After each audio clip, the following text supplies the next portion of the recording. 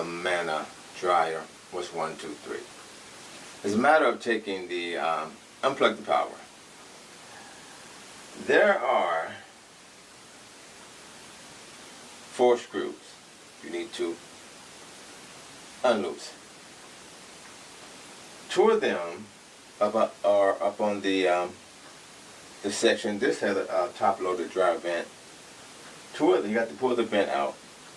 2 of the screws are located excuse me, on top of the dryer vent. You pull the vent out, you have 2 screws right on top. Remove those.